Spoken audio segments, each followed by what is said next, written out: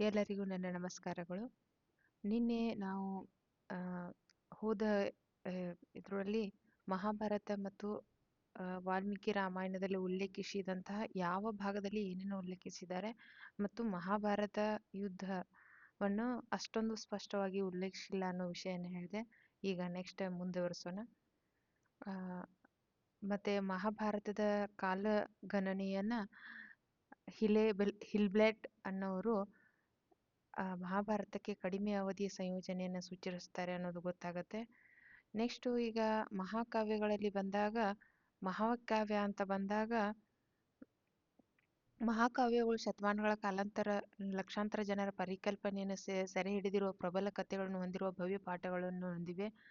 ಕೇವಲ ಮಹಾಕಾವ್ಯಗಳು ರಾಮಾಯಣ ಮಹಾಭಾರತಗಳು ಕೇವಲ ಒಂದು ರಾಜಮನೆತನದ ಅಂದ್ರೆ ರಘುವಂಶದ ಕೌರವ ಪಾಂಡವರ ಕಥೆಯಾಗಿರದೆ ಅದರ ಜೊತೆಗೆ ಬಹಳಷ್ಟು ಜೊತೆಯಲ್ಲಿ ಕಥೆಗಳು ಹುಟ್ಕೊಳ್ತಾ ಬರ್ತವೆ. ಫಾರ್ ಎಕ್ಸಾಂಪಲ್ ಆಗಿ ಈಗ ಜಾಂಬವಂತ ಕತೆ, ಗರುಡ ಕತೆ, ಆಮೇಲೆ ಹನುಮಾನನ ಕತೆ, ಈ ರೀತಿ ಒಂದೊಂದು ಸನ್ನಿವೇಶಕ್ಕೆ ಒಂದು ಕತೆ ರೆಡಿ ಆಗ್ತಾ ಬರುತ್ತೆ.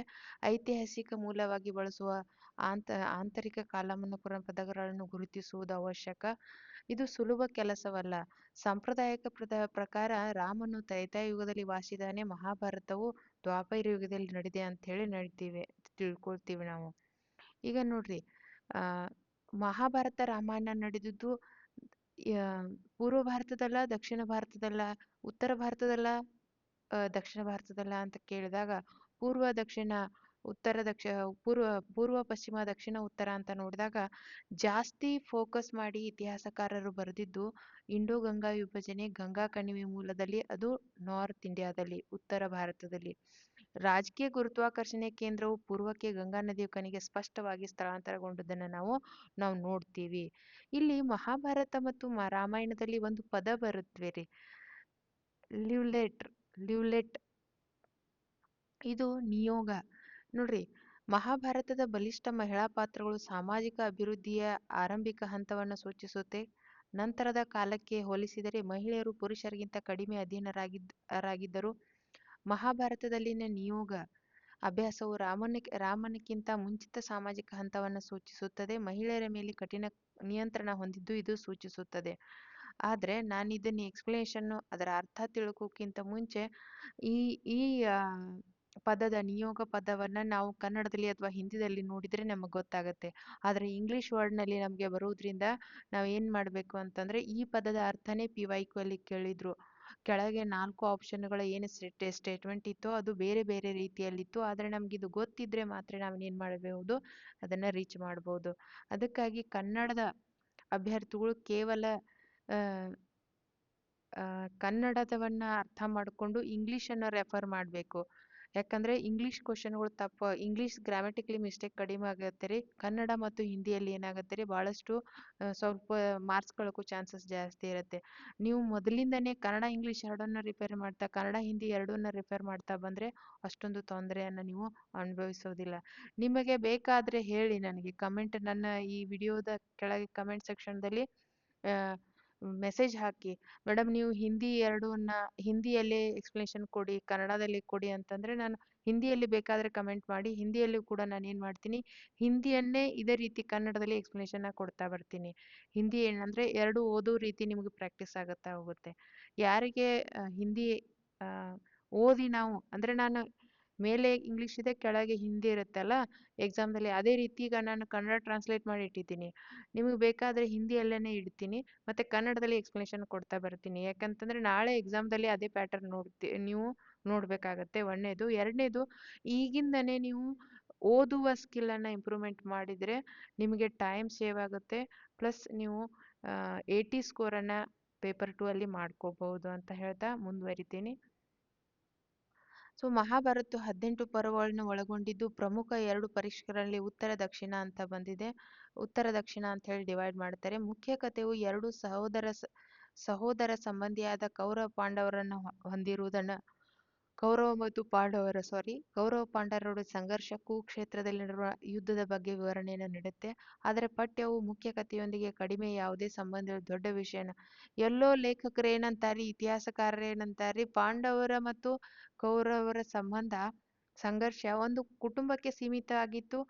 ಬಹಳ ದಿನಗಳವರೆಗೆ ಆ, ಯುದ್ಧ ನಡೆದಿರಕ್ಕಿಲ್ಲ ಎಂಬ ಇತಿಹಾಸದಕಾರರು ಅದನ್ನೇ ಇದನ್ ಮಾಡ್ತಾರೆ, ಪಾಯಿಂಟ್ ಔಟ್ ಮಾಡ್ತಾರೆ. ಕವಿಗಳೇ ಅದನ್ನು ಜಾಸ್ತಿಯಾಗಿ ಎಕ್ಸ್ಪ್ಲನೇಷನ್ ಜಾಸ್ತಿ ಕೊಟ್ಟಿರೋದನ್ನಂತ ಇಲ್ಲಿ ಅವರು ಊಹೆ ಮಾಡ್ತಾರೆ. ಸಂಪ್ರದಾಯ ಪ್ರಕಾರ ಇದನ್ನು ವ್ಯಾಸ ರಚಿಸಿದ್ದಾರೆ, ಆದರೆ ಪ್ರಸ್ತುತ ರೂಪದಲ್ಲಿ ಇದೊಂದು ಸ್ಪಷ್ಟವಾದ ಒಬ್ಬ ವ್ಯಕ್ತಿಯ ಕೃತಿಯಲ್ಲ. ಮಹಾಭಾರತವು ನಿಜವಾಗಿ ಒಂದು ವಿಶ್ವಕೋಶವಾಗಿದೆ ಎಂಬ ಸಂಗತಿ ಹೆಮ್ಮೆ ಪಡುವುದಾದರೆ, ಒಂದು ವೀರ ಕಥೆಯು ಶತಮಾನಗಳ ಬೋಧನೆಯನ್ನು ಒಳಗೊಂಡಿರುವ ಅನೇಕ ಕಥೆಗಳು, ಧರ್ಮೋಪದೇಶಗಳು, ನೀತಿಬೋಧಕ ಭಾಗಗಳನ್ನು ಸೇರಿಸಲು ಆಧಾರವಾಗಿದೆ. ನೋಡ್ರಿ, ಇಲ್ಲಿ ಸೇರ್ಪಡೆಯ ಬಾಣಗಳ ಹಾಸಿಗೆ ಮೇಲೆ, ಅಂದ್ರೆ ಬಾಣಗಳ ಹಾಸಿಗೆ ಮೇಲಿರುವ ಭೀಷ್ಮನು ಕೂಡ ಧರ್ಮೋಪದೇಶ ಮಾಡ್ತಾನೆ. ಮತ್ತೆ ಕೃಷ್ಣನು ಕೂಡ, ಕೃಷ್ಣ ಮತ್ತು ಅರ್ಜುನ, ಕೃಷ್ಣ ಯುದ್ಧ ಮೊದಲನೇ ಮುನ್ನ ದಿನವೇ ಅರ್ಜುನನಿಗೆ ಬೋಧನೆ ಮಾಡುವುದನ್ನ ನಾವು ಭಗವದ್ಗೀತೆ ಅಂತೀವಿ. ಆದ್ರೆ ಆ ಎಲ್ಲವುಗಳನ್ನ ನೋಡಿ ಒಂದು ದೊಡ್ಡ ಮಹಾಕಾವ್ಯವಾಗಿ ಪರಿವರ್ತನೆ ಆಗಿದೆ. ಆದ್ರೆ ಇತಿಹಾಸಕಾರರು ಏನ್ ಹೇಳ್ತಾರೆ, ಇದೊಂದು ಸಣ್ಣ ಪ್ರಮಾಣದ ಸಂಘರ್ಷ ಆಗಿರಬಹುದು. ಅದನ್ನು ಕವಿಗಳು ಮತ್ತು ಆ ಲೇಖಕರು, ಅಂದ್ರೆ ಮಹಾಭಾರತ ಮಹಾಭಾರತ ಮತ್ತು ರಾಮಾಯಣ ಬರೆದವರು ಅದನ್ನು ಜಾಸ್ತಿಯಾಗಿ ವೈಡ್ ಆಗಿ ತೋರಿಸಿದ್ದಾರೆ. ಸಣ್ಣ ಪ್ರಮಾಣದಲ್ಲಿ ಸಂಘರ್ಷ ಆಗಿರಬಹುದು ಅಂತ ಹೇಳಿ ಇತಿಹಾಸಕಾರರು ಮತ್ತು ಪುರಾತತ್ವ ಶಾಸ್ತ್ರಜ್ಞರು ಹೇಳ್ತಾರೆ. ಯಾಕಂದ್ರೆ ಅಲ್ಲಿ ಸಿಕ್ಕಂತ ಎವಿಡೆನ್ಸ್ಗಳ ಆಧಾರದ ಮೇಲಿಂದ. ನೆಕ್ಸ್ಟ್ ನೋಡ್ರಿ, ರಾಮಾಯಣ ಎರಡು ಪ್ರಮುಖ ಪರಿಷ್ಕರಣೆಯ ರೂಪದಲ್ಲಿ ಅಸ್ತಿತ್ವದಲ್ಲಿ ಉತ್ತರ ಮತ್ತು ದಕ್ಷಿಣ. ಉತ್ತರದಲ್ಲಿ ಈಶಾನ್ಯ, ವಾಯು, ಪಶ್ಚಿಮ ಅಂತ ವಿಂಗಡಣೆ ಮಾಡಿದರೆ, ದಕ್ಷಿಣ ಭಾರತದ ಪರಿಷ್ಕರಣೆ ಹೆಚ್ಚು ಉತ್ತರದ ಪರಿಷ್ಕರಣೆಯ ಭಾಷೆ ದಕ್ಷಿಣದ ಪರಿಷ್ಕರಣೆಗಿಂತ ಹೆಚ್ಚು ವಿಸ್ತಾರ ನಯಗೊಳಿಸಿದಂತಿದೆ. ಅಂದ್ರೆ ನಾರ್ತ್ ಸೌತ್ ಇಂಡಿಯಾದಲ್ಲಿ ಅಷ್ಟೊಂದು ರಾಮಾಯಣದ ಎವಿಡೆನ್ಸ್ ಆಗಲಿ ಅಥವಾ ಅದರ ಪದಗಳಾಗಿಲಿ ಸಿಕ್ಕಿಲ್ಲ. ಆದ್ರೆ ಉತ್ತರ ಭಾರತ ಅಷ್ಟು ಬಹಳಷ್ಟು ಈಶಾನ್ಯ, ವಾಯು, ಪಶ್ಚಿಮ ಈ ರೀತಿ ಆ ಸೈಡ್ ನಾರ್ತ್ದಲ್ಲಿನೇ 3 ಸೈಡ್ ಕವರ್ ಆಗಿರೋದನ್ನ ನಾವು ನೋಡ್ತೀವಿ. 7 ಕಾಂಡಗಳು, ಮಹಾಕಾವ್ಯವು 7 ಕಾಂಡಗಳಲ್ಲಿ ಉತ್ತರಕಾಂಡ, ಅಯೋಧ್ಯಕಾಂಡ, ಅರಣ್ಯಕಾಂಡ, ಈ ಈ ರೀತಿ 7 ಕಾಂಡಗಳನ್ನ ನಾವು ನೋಡ್ತೀವಿ. ಇದರಲ್ಲೇ ಬರುವುದು ಹನುಮಾನ್ ಚಾಲಿಸ ನಾವು ಓದ್ತೀವಲ್ಲ, ಅದು ಕೂಡ ಹನುಮಾನ್ ಚಾಲಿಸ ಕೂಡ ಈ 7 ಕಾಂಡಗಳಲ್ಲೇ ಬರುತ್ತೆ. ಒಂದು ಕಾಂಡ ಅದು ಎಂತಾರ್ರಿ ಅದಕ್ಕೆ ಸುಂದರಕಾಂಡ್. ಸುಂದರಕಾಂಡವೇ ಸುಂದರಕಾಂಡದಲ್ಲಿ ಈ 7 ಕಾಂಡಗಳಲ್ಲಿ ಸುಂದರಕಾಂಡ ಕೂಡ ಬರುತ್ತೆ ರೀ. ಆ ಸುಂದರಕಾಂಡದಲ್ಲೇ ಹನುಮಾನ್ ಚಾಲಿಸ ಅನ್ನೋದ ಮಹತ್ವವನ್ನು ಕೂಡ ಎತ್ತಿ ಹೇಳಿದ್ದಾರೆ. ಇಲ್ಲಿ ನೋಡ್ರಿ ಹೇಳುತ್ತೆ, 7 ಕಾಂಡಗಳು ನೋಡಿ, ಅದರಲ್ಲಿ ಮೊದಲನೇದು ಬಾಲಕಾಂಡ, ಕೊನೆಯದು ಉತ್ತರಕಾಂಡ. ಮೂಲ ಕಥೆಯು ಕೋಸಲ ರಾಜನ ರಾಮ, ಕೋಸಲ ರಾಜಕುಮಾರ ರಾಮ ದುಷ್ಟ ಮಲತಾಯಿಯ ಒಳಸಂಚಿಗಾಗಿ ಗಡೀಪಾರು, ಲಂಕಾದ ರಾಜ ರಾಮನಿಂದ ಹೆಂಡತಿ ಸೀತೆಯ ಅಪಹರಣ, ಸೀತೆಯ ರಕ್ಷಣೆ, ರಾಜನಾಗಲು ರಾಮ ರಾಜನೇ ಅಯೋಧ್ಯೆಗೆ ಹಿಂದಿರುಗುವ. ಇವುಗಳನ್ನ 7 ಕಾಂಡದಲ್ಲಿ ವಿವರಣೆಯನ್ನ ಕಾಣ್ತೀವಿ ನಾವು. ಸೊ ನೆಕ್ಸ್ಟ್ ನೋಡಿ, ಈಗ ಈ ಪಾಠದ ಸಾರವು ವ್ಯಕ್ತಿಯ ಕೃತಿಯಾಗಿದ್ದು ಸಾಂಪ್ರದಾಯಿಕವಾಗಿ ವಾಲ್ಮೀಕಿಯಿಂದ ಗುರುತಿಸಲ್ಪಟ್ಟಿದೆ. ಇದು ಸಂಕ್ಷಿಪ್ತ ಶಬ್ದಕೋಶ ಶೈಲಿಯನ್ನು ಸೂಚಿಸುತ್ತದೆ. ಆದರೆ ಮಹಾಕಾವ್ಯ ಸ್ಫೂರ್ತಿ ಪಡೆದ ಬಾಲಕಾಂಡ ರಾಮನಿಂದ ತ್ಯಜಿಸಲ್ಪಟ್ಟ ಸೀತೆಯ ಆಶ್ರಯ ನೀಡಿದ ಉತ್ತರಕಾಂಡದಲ್ಲಿ, ರಾಮನ ಬಾಲ್ಯವನ್ನ ಬಾಲಕಾಂಡದಲ್ಲಿ ನೋಡಿದರೆ, ಸೀತೆ ವನವಾಸದಲ್ಲಿ ಅನುಭವಿಸಿದ ಕಷ್ಟಗಳನ್ನ ಉತ್ತರಕಾಂಡದಲ್ಲಿ ನಾವು ನೋಡ್ತೀವಿ. ಉತ್ಕನ್ನಡ ಇಲ್ಲಿ ಉತ್ತರ ಕಪ್ಪು ಪಾಲಿಶ್ಡ್ ವೇರ್ ಹಂತದಿಂದ ಒಂದು ವಸಾಹತು ಅಸ್ತಿತ್ವದಲ್ಲಿತ್ತು ಎಂದು ಸೂಚಿಸುತ್ತೇವೆ. ಇದು ಸುಮಾರು 700 BC ಅಷ್ಟು ಹಿಂದಿಂದಾಗಿದ್ದು, ಅಯೋಧ್ಯೆಯ ಸ್ಥಳದಲ್ಲಿ ಅಯೋಧ್ಯೆ ಜಾಗದಲ್ಲಿ ಅಯೋಧ್ಯೆ ಅಯೋಧ್ಯೆ ಅಯೋಧ್ಯೆಯಲ್ಲಿ ಏನ್ ಮಾಡ್ತಾರ್ರಿ, ಭೂ ಉತ್ಖನನ ಮಾಡೋ ಟೈಮ್ದಲ್ಲಿ ಅಲ್ಲಿ ಉತ್ತರ ಕಪ್ಪು ನಾರ್ದರ್ನ್ ಬ್ಲ್ಯಾಕ್ ಪಾಲಿಶ್ಡ್ ವೇರ್ ಅಂದ್ರೆ ಕೆಲವು ಆಭರಣಗಳು, ಪಾತ್ರೆಗಳು ಸಿಕ್ಕಿದವ್ರಿ. ಇದರಿಂದಾಗಿ ಅಯೋಧ್ಯೆಯಲ್ಲಿ ಈ ರಾಮಾಯಣ ಮಹಾಭಾರತ ಪುರಾವೆಗಳಲ್ಲಿ ಐಡೆಂಟಿಫಿಕೇಶನ್ ಆಗಿದೆ. ಇದನ್ನೇ ಸ್ಟೇಟ್ಮೆಂಟ್ ಆಗಿ ಕೇಳಿದ್ರು, ಯಾವ ಜಾಗದಲ್ಲಿ ಸಿಕ್ಕಿದೆ ಅದು. ಇವು ಉತ್ತರ ಕಪ್ಪು polished ware, northern black polished ware ಏನನ್ನ ಐಡೆಂಟಿಫಿಕೇಶನ್ ಮಾಡ್ತಾವ. Excavation at the site of Ayodhya have indicated the existence of settlement here from the northern black polished ware phase, which maybe go back earliest to see 700 BC where as the Mahabharata. ಅಂದ್ರೆ ಇಲ್ಲಿ archaeology evidence ಏನಾಗಿ ಹೇಳ್ತಾವ್ರಿ ನಮಗ, ಕೆಲವೊಂದು ಮಾಹಿತಿಗಳನ್ನ. ಆದಾಗೂ ಮಹಾಭಾರತದಂತೆ ಪುರಾತತ್ವ ಪುರಾವೆಗಳು, ರಾಮಾಯಣದ ಘಟನೆಗಳು ಅಥವಾ ಪಾತ್ರಗಳಿಗೆ ಯಾವುದೇ ಐತಿಹಾಸಿಕ ಆಧಾರ ಸಿಕ್ಕಿಲ್ಲ. ಮಹಾಭಾರತದಕ್ಕೆ ಎಷ್ಟು ಸಿಕ್ಕಿದಾವ ನೋಡ್ರಿ, ಅಷ್ಟು ರಾಮಾಯಣಕ್ಕೆ ಸಿಕ್ಕಿಲ್ಲ ಅಂತ ಹೇಳಿ ಹೇಳ್ಬಹುದು. ಆಮೇಲೆ ವಾಲ್ಮೀಕಿ ರಾಮಾಯಣ ಹೊರತುಪಡಿಸಿ ರಾಮಾಯಣದ ಜೈನ ಆವೃತ್ತಿ, ಬೌದ್ಧ ಆವೃತ್ತಿ ಟೋಟಲ್ ಆಗಿ 300 ಅವ್ರ ಜಾಸ್ತಿ 300ಕ್ಕಿಂತ ಜಾಸ್ತಿ ರೀತಿಯಲ್ಲಿ. ಯಾಕೆ ಅಂತಂದ್ರೆ ಕಮ್ಮನು ಬರೆದ ತಮಿಳು ಆವೃತ್ತಿ ಇರಾವ ಮಾತವರ ಇರಾಮಾವತಾರ. ಆಮೇಲೆ ತುಳಸಿದಾರ ರಾಮಚರಿತ. ನೋಡ್ರಿ, ವಾಲ್ಮೀಕಿ ಬರೆದಂತಹ ಅತ್ಯಂತ ಹಳೆಯ ಆವೃತ್ತಿ ವಾಲ್ಮೀಕಿ ರಾಮಾಯಣಕ್ಕೂ ಜೈನ ಧರ್ಮವರು ತೋರಿಸುವಂತಹ ವಿಲ್ಮ್ ಸೂರಿ ಅವರ ಪೋಮಚಾರಿಯು ಬೌದ್ಧರಲ್ಲಿ ತೋರಿಸುವ ಪಾಲಿ ಭಾಷೆಯಲ್ಲಿರುವಂತಹ ದಶರಥ ಜಾತಕಕ್ಕೂ, ಕಮ್ಮನು ಬರೆದಂತಹ ತಮಿಳು ಆವೃತ್ತಿಯಲ್ಲಿರುವ ಇರಾಮಾವತಾರಕ್ಕೂ, ಆಮೇಲೆ ತುಳಸಿದಾಸರು ಬರೆದಿದ್ದ ರಾಮಚರಿತಕ್ಕೂ ಹಲವಾರು ನಿರೂಪಣೆಗಳು ರಾಮನ ಕಥೆಗೆ ಚೈತನ್ಯತೆ ಮತ್ತು ಜನಪ್ರಿಯತೆಯನ್ನು ಸೂಚಿಸ್ತಾವ. ಸ್ವಲ್ಪ ಡಿಫರೆನ್ಸ್ಗಳನ್ನ ನಾವು ಕಾಣ್ತೀವಿ. ಅವ್ರು ಹೇಗೆ ಅದನ್ನ ಅರ್ಥ ಮಾಡ್ಕೊಂಡ್ರೋ ಆ ರೀತಿಯಲ್ಲಿ ಎಲ್ಲರೂ ಅವ್ರದೇ ಆದಂತ ಪ್ರೆಸೆಂಟೇಷನ್ ಅನ್ನ ಕೊಡ್ತಾ ಬರ್ತಾರ್ರಿ. ಆತರ ಅತ್ಯಂತ ಹಳೆಯ ಆವೃತ್ತಿ ಯಾವುದು ಅಂದ್ರೆ ವಾಲ್ಮೀಕಿ ರಾಮಾಯಣ ಅತ್ಯಂತ ಹಳೆಯದು ಅಂತ ಹೇಳಿ ನಾವಿಲ್ಲಿ ಹೇಳ್ತೀವಿ. ಕಥೆಯ ಮೌಖಿಕ ಆವೃತ್ತಿಗಳು ಲೆಕ್ಕವಿಷ್ಟು ಆಗಿವೆ. ರಾಮನ ಕಥೆ ಏಷ್ಯಾದ ಇತರ ಭಾಗಗಳಲ್ಲೂ, ಕೇವಲ ನಮ್ಮ ಇಂಡಿಯಾದಲ್ಲಿ ಅಷ್ಟೇ ಅಲ್ಲ, ಟಿಬೇಟ್, ಮಯನ್ಮಾರ್, ಲಾಹೋಸ್, ಕಾಂಬೋಡಿಯಾ, ಇಂಡೋನೇಷ್ಯಾಗಳಲ್ಲೂ ಇದರ ಕಥೆಯನ್ನ ನಾವು ಈ ಕಥೆಗೆ ರಿಲೇಟೆಡ್ ಆಗಿ ಅವರೊಂದು ಕಥೆಯನ್ನ ನಿರ್ಮಿಸಿದ್ದನ್ನ ನಾವು ನೋಡ್ತೀವಿ.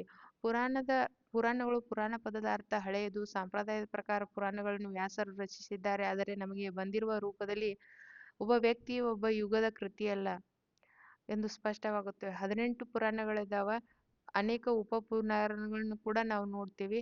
ಅದರಲ್ಲಿ 18 ಪುರಾಣಗಳನ್ನು ಪ್ರಮುಖವಾಗಿ ವಿಷ್ಣು, ನಾರದ, ಭಾಗವತ, ಗರುಡ, ಪದ್ಮ, ವರಾಹ, ಮಸ್ತ, ಲಿಂಗ, ಶಿವ, ಸ್ಕಂದ, ಅಗ್ನಿ, ಬ್ರಹ್ಮಾಂಡ ಈ ರೀತಿ 18 ಪುರಾಣಗಳಿದಾವ. ಆ 18 ಪುರಾಣಗಳು ಮತ್ತೆ ವಿಷಯಗಳನ್ನ ಮಂಡಿಸ್ತಾ ಬರ್ತಾವ್ರಿ. ನೆಕ್ಸ್ಟ್ ನೋಡ್ರಿ, ಪುರಾಣಗಳ ಮೂಲ ಸ್ವಲ್ಪ ಮಟ್ಟಿಗೆ ವೇದಗಳಂತೆಯೇ ಅತಿಕ್ರಮಿಸಬಹುದು. ಆದರೆ ಸಂಯೋಜನೆ 4ನೇ 5ನೇ ಶತಮಾನದವರೆಗೆ ಸಂದರ್ಭ ಕೆಲವು ಸಂದರ್ಭದಲ್ಲಿ ನಂತರವೂ ವಿಸ್ತರಿಸಿದೆ. ಪುರಾಣಗಳು 5 ಗುಣಲಕ್ಷಣಗಳನ್ನು ಹೊಂದಿದವ. ಅವು ಯಾವುವು? ಸೃಷ್ಟಿ, ಮನರಂಜನೆ, ಅವಧಿ, ಆಮೇಲೆ ಋಷಿ ದೇವಾವಳಿಗಳ, ಸೂರ್ಯವಂಶ, ಚಂದ್ರವಂಶಗಳ, ರಾಜಮನೆತನಗಳ ಬಗ್ಗೆ ಉತ್ಸವವನ್ನು. ಕೆಲವೊಂದು 5 ಪುರಾಣಗಳಲ್ಲಿ 5 ಅಂಶಗಳು ಎಲ್ಲಾ ಮಾಹಿತಿ ಇದೆನ್ರಿ. ಒಂದ್ ಕಡೆ ಇದೆ, ಕೆಲವೊಂದ್ ಕಡೆ ಇಲ್ಲ. ಸೊ ಅದನ್ನ ನಾವು ಅರ್ಥ ಮಾಡ್ಕೋಬೇಕು. ನೆಕ್ಸ್ಟ್ ನೋಡ್ರಿ, ಪುರಾಣಗಳಿಗೆ ಕಾಲದ ಪರಿಕಲ್ಪನೆಯು ಮನಸ್ಸಿಗೆ ಮುದ ನೀಡುತ್ತೆ. 4 ಯುಗಗಳು: ಕೃತ, ತ್ರೈತ, ದ್ವಾಪರ, ಕಲಿಯುಗ. ಎಲ್ಲರೂ ಸಾವಿರ ವರ್ಷಗಳನ್ನು ಒಳಗೊಂಡಿರುತ್ತೆ. ಎಲ್ಲವೂ ಒಂದು ಯುಗ ರೀ. 1000 ವರ್ಷ, 1000 ಯುಗಗಳನ್ನ ಒಂದು ಮಹಾಯುಗ ಆಗತ್ತೆ. ಅದು ಒಂದು ಕಲ್ಪ ಆಗತ್ತೆ. ಒಂದು ಕಲ್ಪವನ್ನ 14 ಮನ್ವಂತರಗಳಾಗಿ ವಿಂಗಡಿಸಲಾಗಿದೆ. ಪ್ರತಿಯೊಂದನ್ನು ಒಬ್ಬ ಮನು ಅಧ್ಯಕ್ಷನಿರ್ತಾನಂತ್ರಿ. ಒಂದು ಯುಗವು ಇನ್ನೊಂದು ಯುಗವನ್ನು ಅನುಸರಿಸುತ್ತೆ. ಪ್ರಪಂಚದ ಆವರ್ತಕ ನಾಶದ ನಂತರ ಇದು ಪುನರ್ ಸೃಷ್ಟಿಯಾಗತ್ತೆ. ಇದು ಕಾಲಚಕ್ರವನ್ನ ಪ್ರತಿನಿಧಿಸುತ್ತೆ. ಇದು ನೋಡ್ರಿ. ನೆಕ್ಸ್ಟ್, ಇವುಗಳ ವಿವರ ಯಾವಾಗಲೂ ಹೊಂದಿಕೆಯಾಗದೇ ಇರುವುದು. ಪುರಾಣಗಳು ವಿಶೇಷವಾಗಿ ವಾಯು, ಬ್ರಹ್ಮ, ಹರಿವಂಶ, ಮಸ್ತ, ವಿಷ್ಣು ಈ ರೀತಿಯಾಗಿ. ಆದ್ರೆ ಇದ್ರ ಜೊತೆಗೆ ಕೆಲವೊಂದು ರಾಜಕೀಯ ಮಾಹಿತಿಗಳನ್ನ ಕೂಡ ನಾವು ನೋಡ್ತೀವಿ.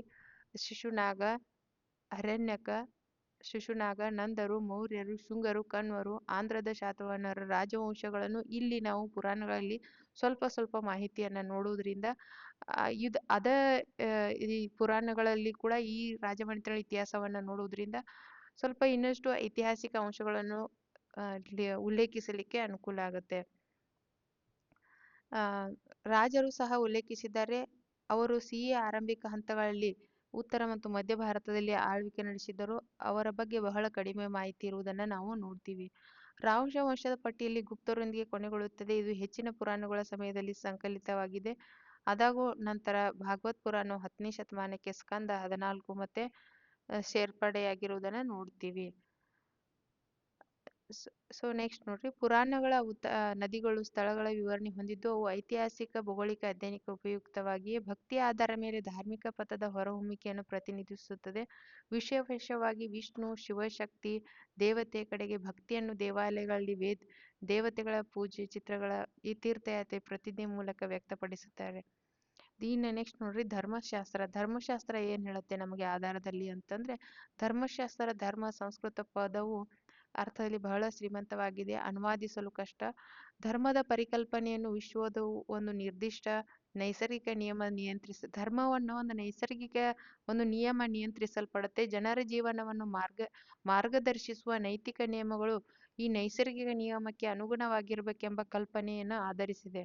ನೋಡ್ರಿ, ಧರ್ಮ ಅನ್ನೋ ಪದ ಏನಿದೆ ನೋಡ್ರಿ, ಅದು ಒಂದು ನೈಸರ್ಗಿಕ ನಿಯಮದ ಮೇಲೆ ಆಧರಿಸಲ್ಪಟ್ಟಿದೆ. ಹೇಗೆ ಅಂತಂದ್ರೆ ನೋಡ್ರಿ, ನಾವು ಮನುಷ್ಯರು ನಾವು ದೇವರ ಭಯದಿಂದ ಧಾರ್ಮಿಕ ನೀತಿ ನಿಯಮಗಳನ್ನ ಹಾಕ್ಕೊಂಡಿರ್ತೀವಿ. ಯಾರಾದ್ರೂ ನಿನಗ್ ಧರ್ಮ ಕರ್ಮದ ಬಗ್ಗೆ ಅಂಜಿಕೆ ಐತಿಲ್ಲ ಅಂತ ಕೇಳ್ತೀವಿ. ಹೌದಾ? ಆದ್ರೆ ಮೂಕ ಪ್ರಾಣಿಗಳಾದ ಆ ಮೂಕ ಪ್ರಾಣಿಗಳು, ಪಶು ಪಕ್ಷಿಗಳಲ್ಲೂ ಕೂಡ ಅವು ಕೂಡ ಅವ್ದೇ ಆದ ಧರ್ಮವನ್ನ ಆಚರಣೆ ಮಾಡ್ತಾವ. ಅವು ಏನು ಲಿಖಿತವಾಗಿ ಇದ್ ಮಾಡ್ತಾವೇನ್ರಿ? ಇಲ್ಲ. ಆದ್ರೆ ಅವು ಮಾನವ ಕುಲ ಅವು ಪ್ರಾಣಿ ಪಕ್ಷಿ ಸಂಕುಲಕ್ಕೆ ಹೇಗೆ ಒಂದು ಧರ್ಮ, ಒಂದು ನೈತಿಕತೆ ನಿಯಮಗಳು ಪ್ರಾಣಿಗಳು ಅಳವಡಿಸ್ಕೊಂಡಿದ್ದಾವೋ, ಹಾಗೆ ಕೂಡ ಮನುಷ್ಯರು ನಾವು ನೈಸರ್ಗಿಕ ನಿಯಮಕ್ಕನುಸಾರವಾಗಿ ನಾವು ನೈತಿಕ ನಿಯಮಗಳು ಧರ್ಮಕ್ಕೆ ಜೀವನದ ಮಾರ್ಗದರ್ಶಿಯಾಗಿ ನೈತಿಕ ನಿಯಮಗಳು ನೈಸರ್ಗಿಕ ನಿಯಮಕ್ಕೆ ಅನುಗುಣವಾಗಿಯೇ ಎಂಬ ಕಲ್ಪನೆಯನ್ನ ಧರ್ಮ ಹೇಳುತ್ತೆ ರೀ ನಮಗೆ. ಧರ್ಮದ ಪರಿಕಲ್ಪನೆಯಲ್ಲಿ ವಿಶ್ವ ನೈಸರ್ಗಿಕ ನಿಯಮವನ್ನ ಒಂದು ನೈತಿಕ ನಿಯಮದ ಆಧಾರವಾಗಿ ನಾವು ಅನುಸರಿಸ್ಕೊಂಡು ಬರ್ತೀವಿ. ಯಾಕಂದ್ರೆ ಆ ಮೂಕ ಪ್ರಾಣಿ ಆ ಪಶು ಪಕ್ಷಿಗಳಲ್ಲಿ ಆ ನೈತಿಕತೆ ಇರುತ್ತೆ ರೀ. ಒಂದು ಮಗು ರಸ್ತೆಯಲ್ಲಿ ಅಳ್ತಾ ಇದೆ ಅಂದ್ರೆ ಬರುವಂತ ಪ್ರಾಣಿ ಎಷ್ಟೇ ಕ್ರೂರ ಆಗಿರ್ಲಿ ಅದು ಸೈಡ್ದಿಂದ ಹೋಗುತ್ತೆ ರೀ. ಅಂದ್ರೆ ಆ ಮಗು ಅಳ್ತಾ ಇದೆ, ನಾನು ಈ ಸೈಡ್ದಿಂದ ಹೋಗ್ಬೇಕನ್ನೋ ನೈತಿಕತೆ, ಆ ಮಾರಲ್ ಆ ಪ್ರಾಣಿಯಲ್ಲಿದೆ. ಆದ್ರೆ ಈ ಮನುಷ್ಯನಾಗಿ ನಾವು ಕೂಡ ಏನ್ ಮಾಡ್ಬೇಕ್ರಿ, ನೈತಿಕತೆಯನ್ನ ಮಕ್ಕಳಿಗೆ ನಾವು ಅಳವಡಿಸುವುದ್ರ ಜೊತೆಗೆ ಈಗಿನ ನೆಕ್ಸ್ಟ್ ಈಗಿನ ಜನರೇಷನ್ಗೆ ಕೂಡ ನಾವು ಒತ್ತಿ ಒತ್ತಿ ಈ ನೈತಿಕ ಮೌಲ್ಯಗಳನ್ನು ಹೇಳಬೇಕಾಗಿದೆ ರೀ. ಅದಕ್ಕಾಗಿ ಇತಿಹಾಸಕಾರರ ಜವಾಬ್ದಾರಿ ತುಂಬಾ ಹೆಚ್ಚಾಗಿದೆ ಅನ್ನೋ ಭಾವನೆ ನಂದು. ಉದಾಹರಣೆಗಳ ಜೊತೆಗೆ ವಿವರಣೆ ಕೊಡಬೇಕಾಗತ್ತೆ ರೀ. ಹಂತ ಹಂತವಾಗಿ ನಾವು ಹೇಳ್ಬೇಕಾಗತ್ತೆ. ಪ್ರತಿಯೊಂದು ಸನ್ನಿವೇಶಕ್ಕೂ ಒಂದು ಉದಾಹರಣೆ ಇಟ್ಕೊಂಡ್ರೆ ಆ ಉದಾಹರಣೆ ಜೊತೆಗೆ ಆ ಸನ್ನಿವೇಶವನ್ನ ಕೂಡ ಮಕ್ಕಳು ನೆನ್ಪಿಟ್ಕೊಳ್ತಾರೆ ಅನ್ನೋದು ನನ್ನ ಭಾವನೆ. ಧರ್ಮವು ಸಮಾಜದಲ್ಲಿ ವಾಸಿಸುವ ವ್ಯಕ್ತಿಯ ವ್ಯಕ್ತಿಯು ಸರಿಯಾದ ಆದರ್ಶ ನಡವಳಿಕೆಯನ್ನು ಸೂಚಿಸುತ್ತದೆ. ಇದು ಜೀವನದ ಗುರಿಯನ್ನು ಪೂರೈಸಲು ಕಾರಣವಾಗುವ ಕ್ರಿಯೆಯಾಗಿದೆ.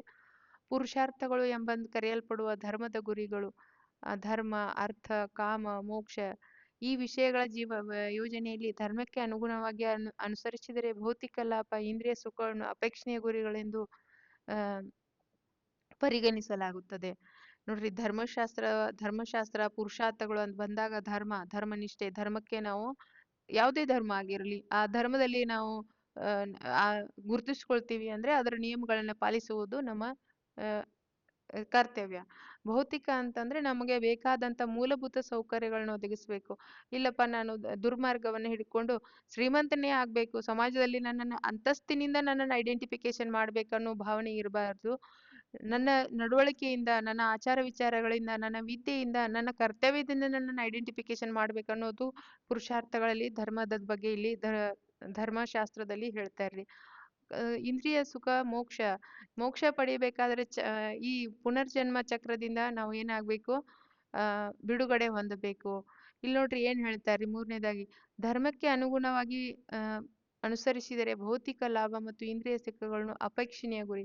ಭೌತಿಕ ಲಾಭ, ಅರ್ಥಕ್ಕೆ ಮತ್ತು ಇಂದ್ರಿಯ ಸುಖಕ್ಕೆ ಇಲ್ಲಿ ಅಷ್ಟೊಂದು ಮಹತ್ವನ ಅಪೇಕ್ಷಣೆ. ಅದು ಇಲ್ದೇನೂ ಕೂಡ ಮನುಷ್ಯ ಬದುಕ್ತಾನೆ, ಅದಿಲ್ದೆ ಕೂಡ ಮನುಷ್ಯ ಈ ಸರ್ವೈವ್ ಆಗ್ಬಹುದು. ಅವು ಎರಡತ್ರಕ್ಕೆ ಆಸೆ ಪಟ್ರೆ ನಾವು ಮತ್ತಷ್ಟು ಈ ಪುನರ್ಜನ್ಮದ ಚಕ್ರಕ್ಕೆ ಜಾಸ್ತಿ ಸಿಕ್ಕಾಕ್ತೀವಿ ಅನ್ನೋದು ಈ ಧರ್ಮಶಾಸ್ತ್ರದಿಂದ ನಾವು ತಿಳ್ಕೊಳ್ತೀವಿ. ಧರ್ಮದ ಪರಿಕಲ್ಪನೆ ಜನನ ಮರಣ ಪುನರ್ಜನ್ಮದ ಸಂಸಾರ ಚಕ್ರದ ಪರಿಕಲ್ಪನೆಯೊಂದಿಗೆ ನಿಕಟ ಸಂಬಂಧ ಹೊಂದಿದೆ. ಧರ್ಮದ ಫಲಗಳಲ್ಲಿ ಆಧ್ಯಾತ್ಮಿಕ ಅರ್ಹತೆ ಸಂಪಾದನೆ ಸೇರಿದೆ, ಪುಣ್ಯದ ಸಂಪಾದನೆ ಸೇರಿದೆ. ಅದರ ಪ್ರಭಾವ ಜನ್ಮದಲ್ಲಿ ಮಾತ್ರವಲ್ಲ ಭವಿಷ್ಯದ ಜನ್ಮಗಳಲ್ಲೂ ಅನುಭವಿಸಬೇಕಾಗುತ್ತದೆ. ಧರ್ಮದ ಕಟ್ಟುಪಾಡುಗಳು ಎಲ್ಲರಿಗೂ ಅನ್ವಯಿಸುತ್ತದೆ, ಬದ್ಧವಾಗಿದೆ ಎಂದು ಪರಿಗಣಿಸಲಾಗುತ್ತದೆ. ಆದುದರಿಂದ ಧರ್ಮ ಎಂದರೆ ಕರ್ತವ್ಯ.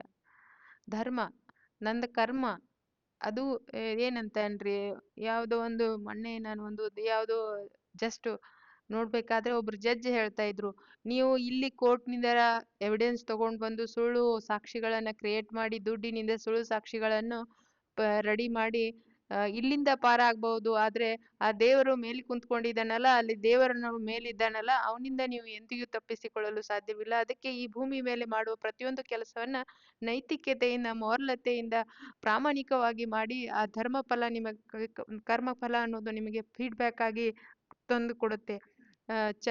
ಅದೇ ನೀವು ತಪ್ಪು ಕಾರ್ಯಗಳನ್ನ ಮಾಡಿದ್ರೆ ಚಕ್ರ ಬಡ್ಡಿ ಸಮೇತ ಬಂದು ನಿಮಗೆ ಅದು ನಿಮ್ಮ ಎದುರು ನಿಂದಿರುತ್ತೆ.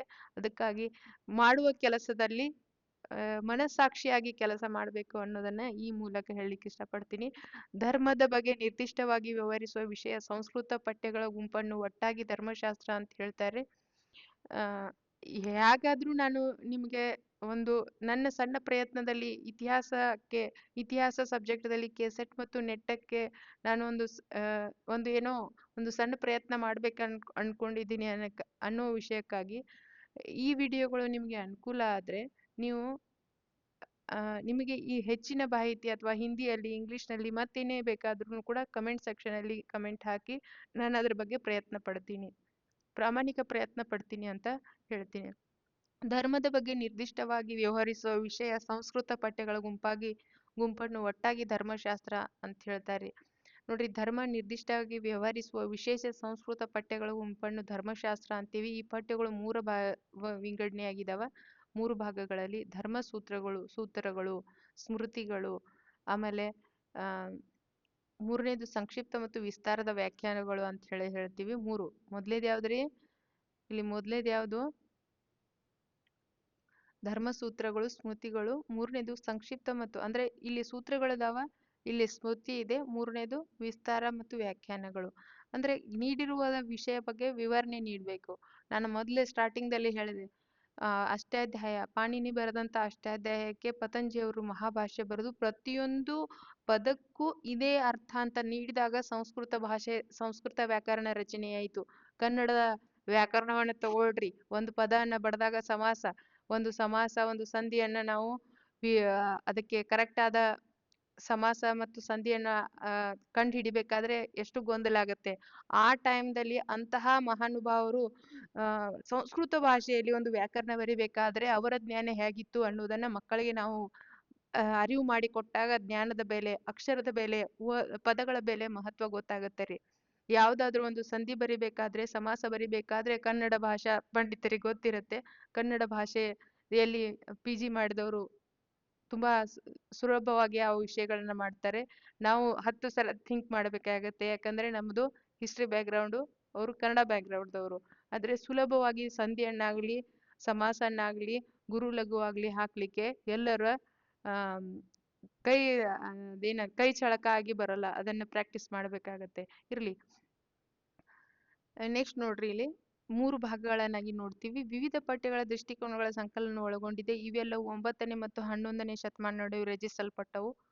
ಧರ್ಮಶಾಸ್ತ್ರವು ಧರ್ಮಶಾಸ್ತ್ರ ಸಂಗ್ರಹದೊಂದಿಗೆ ವೇದಾಂಗ ಸಾಹಿತ್ಯದ ಭಾಗವಾಗಿದೆ. ವೇದಾಂಗ ಸಾಹಿತ್ಯವು ಕಲ್ಪಸೂತ್ರ, ಸ್ತೋತ್ರ ಸೂತ್ರಗಳು, ಶ್ರೌತ್ರ ಸೂತ್ರಗಳು, ಗೃಹ ಸೂತ್ರಗಳು, ಧರ್ಮಸೂತ್ರಗಳಾಗಿವೆ. ಇವು 3 ಸೂತ್ರಗಳಿದಾವ್ರಿ: ಧರ್ಮಸೂತ್ರ, ಗೃಹ ಸೂತ್ರ, ಶ್ರೌತ್ರ ಸೂತ್ರ. ಸ್ತೋತ್ರ ಅಂದ್ರೆ ಇಲ್ಲಿ ಅಕ್ಷರ, ದಾರ. ಇದು ನೋಡ್ರಿ, ಸೂತ್ರ ಅಂದ್ರೆ ದಾರ, ಅಂದ್ರೆ ಚಿಕ್ಕ ಚಿಕ್ಕ ಕಲ್ಪನೆಯನ್ನು ಹೊಂದಿದೆ, ಆದ್ರೆ ಮತ್ತಂತ ಮಹತ್ವ. ಸೂತ ಅಂತ ಹೇಳ್ತಾರೆ ಬ್ರಾಹ್ಮಣರಲ್ಲಿ. ಸೂತ ಅಂದ್ರೆ ಅದೊಂದು ದಾರ, ಅದು ಚಿಕ್ಕದಾದಂತ ಮತ್ತು ಸಂಕ್ಷಿಪ್ತ ಹೇಳಿಕೆಯನ್ನು ವ್ಯಕ್ತಪಡಿಸುವ ಶೈಲಿಗೆ ನಾವು ಸೂತ್ರ ಅಂತ ಹೇಳಿ ಇಲ್ಲಿ ಕರಿತೀವಿ. ಸೊ ನೆಕ್ಸ್ಟ್ ನೋಡ್ರಿ, ಇಲ್ಲಿ ಕನಿಷ್ಠ 3 ಸೂತ್ರಗಳಲ್ಲಿ 3 ಅಗ್ನಿಗಳನ್ನು ಬಳಸಬೇಕಾದ ವೈದಿಕ ಯಜ್ಞ ಬಗ್ಗೆ ವಿವರಿಸಿದ್ದಾರೆ. ಆಮೇಲೆ ನೆಕ್ಸ್ಟ್ ನೋಡ್ರಿ, ಇಲ್ಲಿ ಗ್ರಹ ಸೂತ್ರಗಳಲ್ಲಿ ಒಂದೇ ಅಗ್ನಿಯನ್ನು ಬಳಸಬೇಕು ಅಂತ ಹೇಳಿದ್ದಾರೆ.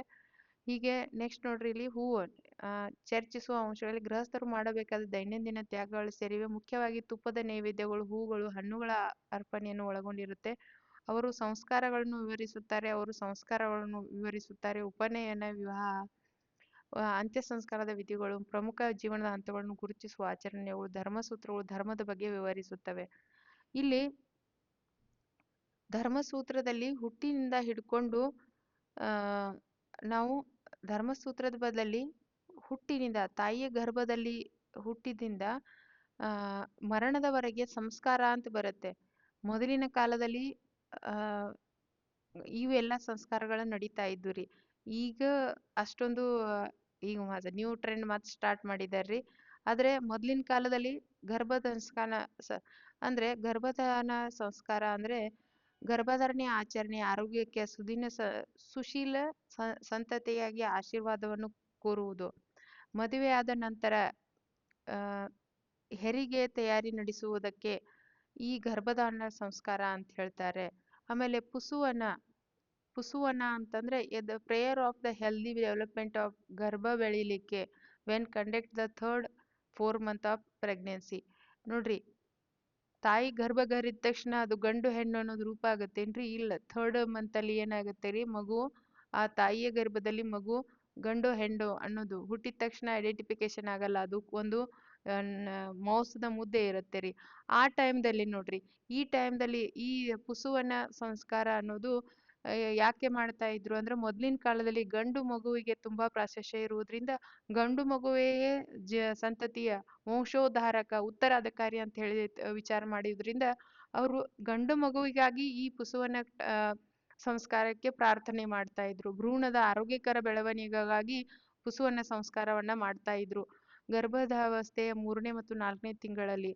ನೆಕ್ಸ್ಟ್ ಸೀಮೋಂತೋರ್ಣೆಯ ಸಂಸ್ಕಾರ.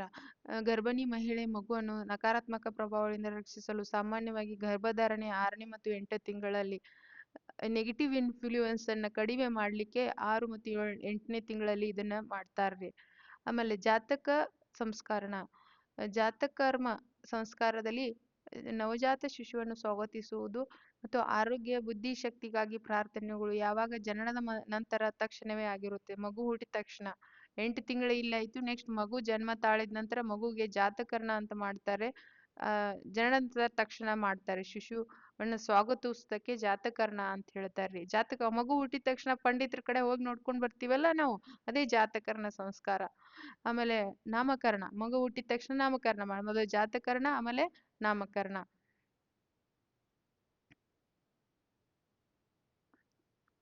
ಜಾತಕರ್ಣ ಮತ್ತೆ ನಾಮಕರಣ. ನಾಮಕರಣ ನೋಡ್ರಿ, ಇಲ್ಲಿ ಮಗುವಿಗೆ ನಾಮಕರಣ ಸಮಾರಂಭ ಯಾವಾಗ ಜನನದ ನಂತರ 11ರಿಂದ 11ನೇ ದಿನಕ್ಕೆ ನಮ್ಮ ಮಕ್ಕಳಿಗೆ ನಾವು ಏನ್ ಮಾಡ್ತೀವಿ, ನಮ್ಮ ಚಿಕ್ಕ ಮಕ್ಕಳು ತಾಯಿ ಆ ಹೆರಿಗೆ ಆದ ನಂತರ 11ನೇ ದಿನಕ್ಕೆ ನಾವು ಮಕ್ಕಳಿಗೆ ನಾಮಕರಣ ಮಾಡ್ತೀವಿ. ಆಮೇಲೆ ನಿಷ್ಕರಣ ಸಂಸ್ಕಾರ. ನಿಷ್ಕರ್ಮಣ ಅಂದ್ರೆ ಮಗುವಿಗೆ ಮೊದಲ ಪ್ರವಾಸ ಸೂರ್ಯನ ಅಂದ್ರೆ ಹೊರಗೆ ತಗೊಂಡ್ ಬರೋದು. 4 ತಿಂಗಳಾದ ತಕ್ಷಣ ಹೊರಗಿನ ಪ್ರಕೃತಿಯ ಪರಿಚಯ ಮಾಡಿಸುವುದು. ಆಮೇಲೆ ಅನ್ನಪ್ರಾಶನ, ಅನ್ನ ತಿನ್ನಿಸುವುದು. ಮಕ್ಕಳಿಗೆ 7 ತಿಂಗಳ ನಂತರ ಏನ್ ಮಾಡ್ತೀವ್ರಿ ನಾವು, ಅನ್ನ ನೀಡ್ಲಿಕ್ಕೆ ಅನ್ನುವರೆಗೂ ಏನೋ ಆ ಮಗುವಿಗೆ ಮಕ್ಕಳಿಗೆ ಘನ ಆಹಾರ ನೀಡುವುದಿಲ್ಲ. 6 ತಿಂಗಳ ನಂತರ ಅದಕ್ಕೆ ಸ್ವಲ್ಪ ಸ್ವಲ್ಪ ಘನ ಆಹಾರ ನೀಡಬೇಕಾಗತ್ತೆ. ಅದನ್ನು ಕೂಡ ಸಂಸ್ಕಾರಗಳ ಮೂಲಕ ಮೆನ್ಷನ್ ಮಾಡಿದ್ದಾರೆ. ಆಮೇಲೆ ನೋಡ್ರಿ, ಚೂಡಾಕರಣ ಅಂದ್ರೆ ಮಗುವಿಗೆ ನಮ್ಮಲ್ಲಿ ನಾರ್ಮಲ್ ಆಗಿ ಜಡಿ ತೆಗಿಸುವುದಂತ್ರಿ. ಜಡಿ ಅಂದ್ರೆ ಕೂದಲು, ತೆಗಿಸುವುದು ಅಂದ್ರೆ ಜಡಿ. ಚಿಕ್ಕ ಮಕ್ಕಳಿಗೆ ಅವರ ಸೋದರ ಮಾವ ಬಂದು ಈ ಸಂಸ್ಕಾರನ ಆಚಾರವನ್ನ ಈ ಸಂಸ್ಕಾರವನ್ನ ಕೈಗೊಳ್ಳುತ್ತಾರೆ ಮೊದಲ 3ನೇ ವರ್ಷದಲ್ಲಿ. ಹೌದಾ? ಹಾಗಾದ್ರೆ ಇದು ನೋಡ್ರಿ, ನೆಕ್ಸ್ಟ್ ಕರ್ಣ ವೇದ ಸಂಸ್ಕಾರ. ಕರ್ಣ ವೇದ ಸಂಸ್ಕಾರ ಅಂತಂದ್ರೆ ಇದು ಆರೋಗ್ಯ ಸಾಂಸ್ಕೃತಿಕ ಕಾರಣಗಳಿಗೆ ಕಿವಿ ಚುಚ್ಚುವ ಸಮಾರಂಭ ಮೊದಲ 3ನೇ. ಇದನ್ನ ಬೇಗ ಮಾಡ್ತಾರ್ರಿ. ಮೊದಲು 3ನೇ ವರ್ಷದ ತನ ಇಲ್ಲ, ಬೇಗನೆ ಮಾಡ್ಬಿಡ್ತಾರ್ರಿ. ಯಾಕಂದ್ರೆ ಚೋಳು ಗೀಳು ಕಡಿತಂದ್ರೆ ಮಗು ಅಳ್ಲಿಕ್ ಸ್ಟಾರ್ಟ್ ಮಾಡುತ್ತೆ. ಆ ಚಟ್ಕೆಯನ್ನ ಅದು ಹೊಡೆತನ ತಡೆದುಕೊಳ್ಳುವ ಶಕ್ತಿ ಬರ್ಲಿ ಮಗುವಿಗೆ ಅನ್ನೋ ಕಾರಣಕ್ಕಾಗಿ ನಮ್ಮ ಇವು 3 ಮತ್ತು 7ನೇ ತಿಂಗಳಲ್ಲಿ ಈ ಸಂಸ್ಕಾರನ ಮಾಡಿರ್ತಾರೆ. ಅದು ವೇದಗಳಲ್ಲಿ ಈ ರೀತಿ ಮೆನ್ಷನ್ ಮಾಡಿದ್ದಾರೆ. ಆಮೇಲೆ ವಿದ್ಯಾರಂಭ ಶಿಕ್ಷಣವನ್ನು ಆರಂಭಿಸುವ ಔಪಚಾರಿಕ ಕಲೆಯ ಆರಂಭವನ್ನು ಇದು 5ನೇ ವರ್ಷದಲ್ಲಿ. ಹೌದು, ಮೊದ್ಲೆಲ್ಲ 5-6 ವರ್ಷಕ್ಕೆ ಆಲ್ಮೋಸ್ಟ್ ಎಲ್ರು ಈಗೆಲ್ಲ ನೆಟ್ ಸೆಟ್ ಸ್ಟಡಿ ಮಾಡೋರೆಲ್ಲ ನಾವೆಲ್ಲ 5 ವರ್ಷ 6ನೇ ವರ್ಷಕ್ಕೆನೆ ಫಸ್ಟ್ ಸ್ಟ್ಯಾಂಡರ್ಡ್ ಹೋಗಿದ್ದೀವಿ ಅಂತ ನಾನು ಭಾವಿಸ್ತೀನಿ. ಸೊ ನೆಕ್ಸ್ಟು ಉಪನಯನ ಸಂಸ್ಕಾರ. ಉಪನಯನ ಇಲ್ಲಿ ನೋಡ್ರಿ ಬಂತು. ಬ್ರಾಹ್ಮಣರಲ್ಲಿ ಅಷ್ಟೇ ಇದೆಯಾ, ನಮ್ಮಲ್ಲೂ ಇದೆಯಾ? ಬ್ರಾಹ್ಮಣರಲ್ಲಿ ಉಪನಯನ ಅಂತ ಬಂದಾಗ ನಾವು ಅದ್ರ ಬಗ್ಗೆ ಉಪನಯನ ಸಂಸ್ಕಾರ ನೋಡ್ರಿ ಇಲ್ಲಿ. ವಿದ್ಯಾರ್ಥಿಗಳ ಜೀವನಕ್ಕೆ ಪ್ರವೇಶವನ್ನು ಸೂಚಿಸುವ ಪವಿತ್ರ ದಾರದ ಸಮಾರಂಭ ಉಪನಯನ. 2ನೇ ಕಣ್ಣು. ಅಂದ್ರೆ 2ನೇದು ನಯನ ಅಂದ್ರೆ ಇನ್ನುವರೆಗೂ ನೀನು ದೈಹಿಕವಾದ ಕಣ್ಣುಗಳ ಇನ್ನು ಶಿಕ್ಷಣವೆಂಬ ಮತ್ತೊಂದು ಕಣ್ಣನ್ನ ಗ್ರಹಿಸಲಿಕ್ಕೆ, ಅದನ್ನು ಪಡೆದುಕೊಳ್ಳುವ ಬುದ್ಧಿಶಕ್ತಿ ಇನ್ನೊಂದು ಕಣ್ಣನ್ನು 2ನೇ ಕಣ್ಣನ ಉಪನಯನ ಕಣ್ಣನ್ನು ಹೊಂದಲಿಕ್ಕೆ ಇಲ್ಲಿಂದ ನೀನು ಉಪನಯನ ಪ್ರಾರಂಭಿಸು. ಯಾವಾಗ? 8ರಿಂದ 12ನೇ ವಯಸ್ಸಿನ ಮಕ್ಕಳಿಗೆ. ಹುಡುಗರಿಗೆ, ಹೆಣ್ಮಕ್ಳಿಗಿರಲಿಲ್ಲ. ರಾಜಮನೆತನ ಮಕ್ಕಳಿಗೆ ಮಾತ್ರ. ರಾಜಮನೆತನದ ಹೆಣ್ಮಗು ಮಾತ್ರ ಇದನ್ನ ಉಪನಯನಿಸ್ಬೇಕು. ಅದು ರಾಜಮನೆತನದಲ್ಲಿ ತಂದೆ ತಾಯಿ ಎದುರಿಗೆ ಗುರು ಬೋಧನೆ ಮಾಡ್ಬೇಕಾಗ್ತಾ ಇತ್ತು. ನೆಕ್ಸ್ಟ್ ನೋಡ್ರಿ, ವೇದಾರಂಭ. ವೇದಾಧ್ಯಯನ ಮತ್ತು ಆಧ್ಯಾತ್ಮಿಕ ಕಲೆಯನ್ನು ಆರಂಭಿಸುವುದು ಯಾವಾಗ? ಉಪನಯನದ ನಂತರ. ಆಮೇಲೆ ಮೊದಲು ಫೌಂಡೇಶನ್ ಆಗ್ಬೇಕು, ಆಮೇಲೆ ಬೂಸ್ಟರ್ ಕ್ಲಾಸ್ ಅಲ್ವಾ? ಅದೇ ರೀತಿ ಇಲ್ಲಿ ಕೂಡ ಏನ್ರಿ ಮೊದ್ಲು ಆ ಆಮ್, ಉಪನಯನ ಆಮೇಲೆ ವೇದಗಳನ್ನ ಅಭ್ಯಾಸ ಮಾಡುದು. ಒಮ್ಮೆ ವೇದಾಭ್ಯಾಸ ಮಾಡಿಸಿದ್ರೆ ಆಗಲ್ಲ. ಕೇಶಂತ ಸಂಸ್ಕಾರ, ಹುಡುಗರು ಮೊದಲ ಗಡ್ಡ ಬೋಳಿಸುವುದು ಪ್ರಬುದ್ಧತೆ ಸಂಕೇತವಾಗಿ ಹರೆಯದೆಲೆಸೆ ಅಂತಾರೆ. ಆಮೇಲೆ ಸಮವರ್ತನ, ಶಿಕ್ಷಣವನ್ನು ಪೂರ್ಣಗೊಳಿಸು ಗೃಹಸ್ಥಾಶ್ರಮಕ್ಕೆ ಜೀವನಕ್ಕೆ ಕಾಲಿಡುವುದು. ಔಪಚಾರಿಕ ಅಧ್ಯಯನ ಮುಗಿಸಿದ ನಂತರ ಒಬ್ಬ ಗೃಹಸ್ಥ ಜೀವನಕ್ಕೆ ಕಾಲಿಡುವುದು. 15ನೇದು ವಿವಾಹ ಸಂಸ್ಕಾರ. ವಿವಾಹ ಸಂಸ್ಕಾರ ಕುಟುಂಬ ಜೀವನಕ್ಕೆ ಪರಿವರ್ತನೆಗೊಳ್ಳುವುದು. ಆಮೇಲೆ ಸೂಕ್ತವಾದ ಸಮಯ ಮೆನ್ಷನ್ ಮಾಡಿ ಅದಕ್ಕೆ ಅನ್ವಯ. ಶಿಕ್ಷಣ ಮುಗಿದ ನಂತರ ಜಾಬ್ ಬೇಕು, ಜಾಬ್ ನಂತರ ಮದುವೆ ಅಂತ ಮಾಡ್ತಾರೆ, ಅದು ಇದು ಆ ಸಂಸ್ಕಾರ. ಆಮೇಲೆ ಲಾಸ್ಟ್ನೇದು ಅಥೈಸ್ಟಿಕ್ ಸಂಸ್ಕಾರ. ಆತ್ಮದ ವಿಮೋಚನೆಯನ್ನು ಖಚಿತಪಡಿಸಿಕೊಳ್ಳುವ ಕ್ರಿಯೆ ವಿಧಿ. ಇದು ಮರಣದ ನಂತರ, ಅಂದ್ರೆ ನಮ್ಮ ದೇಹನ ಕೂಡ ಆತ್ಮದ ಜೊತೆ ದೇಹನ ಕೂಡ ವಿಮೋಚನೆಗೊಳಿಸಲು ಈ ಇದನ್ನ ಮಾಡ್ತಾರೆ. ಮೇಡಮ್ ಇದೆಲ್ಲ ಎಲ್ಲಿ ಬಂದಿದೆ ರೀ? ಇದು ಮ್ಯಾಚ್ ದ ಫಾಲೋವಿಂಗ್ ದಲ್ಲಿ ಬರುತ್ತೆ ರೀ. ಸ್ಟೇಟ್ಮೆಂಟ್ ಬೇಸ್ ಅಲ್ಲೂ ಕೇಳ್ತಾರೆ, ಆಲ್ರೆಡಿ ಈಗಾಗಲೇ ಬಂದಿದೆ ಇದು. ಇದನ್ನ ನೀವು ಸಂಸ್ಕಾರವನ್ನ ಪೇಪರ್ 2 ದಲ್ಲೂ ಕೂಡ ನೋಡ್ತೀರಾ. ಮತ್ತೆ ಇದಕ್ಕಿಂತ ಮುಂಚೆ ನಾನು ಮೊದಲನೇ ಭಾಗದಲ್ಲಿ ಹೇಳಿದಂತಹ ಆಮ್, ವೇದಾಂಗಗಳು ವೇದಾಂಗಗಳು ಫೊನೆಟಿಕ್ಸು, ಗ್ರಾಮರು, ಛಂದ, ಅವು ಕೂಡ ಎರಡು ಈ ರಿಪೀಟ್ ಆಗೋ ಕ್ವಶನ್ಗಳ್ರಿ ಇವು. ಆಮೇಲೆ ಧರ್ಮಶಾಸ್ತ್ರ ನೋಡ್ರಿ. ಧರ್ಮಶಾಸ್ತ್ರ ಏನ್ ಹೇಳುತ್ತೆ ಇಲ್ಲಿ? ಧರ್ಮಶಾಸ್ತ್ರವು 3 ಅಂಶಗಳನ್ನ ಗುರಿಸುತ್ತೆ: ಶ್ರುತಿ, ಸ್ಮೃತಿ ಮತ್ತೆ ಸದಾಚಾರ ಶಿಷ್ಟಾಚಾರ ಅಂತ. ಶ್ರುತಿ ಸ್ಮೃತಿ ಗೊತ್ತಿತ್ತು ಮೇಡಮ್. ಇದು ಸದಾಚಾರ ಶಿಷ್ಟಾಚಾರ ಅಂದ್ರೇನು? ವಿದ್ವಾಂಸರು ಸಂಸ್ಕೃತ ಜನರ ಉತ್ತಮ ಪದ್ಧತಿ ಆಚರಣೆಗಳು. ನೋಡ್ರಿ, ಶ್ರುತಿ ಸ್ಮೃತಿ ನೀವು ಏನನ್ನ ತಿಳ್ಕೊಂಡಿರ್ತೀರೋ ಅಥವಾ ಯಾವ ಒಳ್ಳೆಯ ಅಂಶಗಳನ್ನ ಕೇಳಿರ್ತೀರೋ ಅದನ್ನ ಆಚರಣೆಯಲ್ಲಿ ಡೇ ಟು ಡೇ ಲೈಫ್ನಲ್ಲಿ ಅಳವಡಿಸ್ಕೋಬೋದೇ ಸದಾಚಾರ ಶಿಷ್ಟಾಚಾರ. ಈ 3 ಧರ್ಮಶಾಸ್ತ್ರದ ಮೂಲವಾಗಿದವ್ರಿ. ಧರ್ಮಶಾಸ್ತ್ರವು ಧರ್ಮದ ಮೂಲಗಳನ್ನು ಗುರುತಿಸುತ್ತೆ. ಶ್ರುತಿ ಕೇಳಿದ್ದು, ಸ್ಮೃತಿ ನೆನಪಿಸಿಕೊಂಡಿದ್ದು, ನಾವೇನು ಓದಿರ್ತೀವೋ ಅದನ್ನ. ಆಮೇಲೆ ಅದನ್ನ ಆಚರಣೆಯಲ್ಲೂ ತರಬೇಕಲ್ಲ ಡೇ ಟು ಡೇ ಲೈಫ್ನಲ್ಲಿ, ಅದು ಕೂಡ ಅಷ್ಟೇ ಇಂಪಾರ್ಟೆಂಟು. ಅದನ್ನು 3 ಭಾಗಗಳಲ್ಲಿ ವಿಂಗಡಣೆ ಮಾಡ್ತಾರೆ. ವೇದಗಳ ಸಂಹಿತೆ ನಡವಳಿಕೆ ನಿಯಮಗಳ ನೇರ ಚರ್ಚೆಯನ್ನು ಒಳಗೊಂಡಿಲ್ಲ. ಧರ್ಮ 2ನೇ 3ನೇ ಮೂಲಗಳು ಬಹಳ ಮುಖ್ಯ. ವ್ಯಕ್ತಿಯ ಲಿಂಗ, ವಯಸ್ಸು, ವೈವಾಹಿಕ ಸ್ಥಿತಿ, ವರ್ಣವನ್ನು ಅವಲಂಬಿಸಿರುತ್ತೆ. 2ಗೆ ಇಂಪಾರ್ಟೆಂಟ್ ಕೊಡ್ತಾರ್ರಿ, 3ನೇದು ಮನುಷ್ಯನ ಮೇಲೆ ಬಿಟ್ಬಿಡ್ತಾರ್ರಿ. ಯಾಕಂತಂದ್ರೆ ಅದನ್ನ ನೀನು ಆಚರಣೆ ತಗೊಂಡ್ ಬಂದು ಈ ಜೀವನ ಚಕ್ರ ಜನ್ಮ ಪುನರ್ಜನ್ಮದಿಂದ ಮುಕ್ತಿ ಪಡಿತೀಯೋ ಅಥವಾ ಇದರಲ್ಲಿ ಸಿಕ್ಕಾಕ್ತೀಯೋ ಅನ್ನೋದು ದೇವರು ಧರ್ಮ ಏನ್ ಮಾಡುತ್ತೆ ನಮ್ಮ ಮೇಲೆ ಬಿಟ್ಬಿಡುತ್ತೆ. ಅದಕ್ಕೆ ತುಂಬಾ 2ರ ಅಂಶಗಳನ್ನ ತಿಳ್ಕೊಂಡು ಎಷ್ಟು ತಿಳ್ಕೊಂಡಿರ್ತೀವೋ ಅದನ್ನ ಆಚರಣೆಯಲ್ಲಿ ತರೋದು ತುಂಬಾ ಅಷ್ಟೇ ಮಹತ್ವವಾಗಿದೆ. 4 ವರ್ಣಗಳು ನೋಡ್ರಿ. 4 ವರ್ಣಗಳು: ಬ್ರಾಹ್ಮಣ, ಕ್ಷತ್ರಿಯ, ವೈಶ್ಯ ಮತ್ತು ಶೂದ್ರ.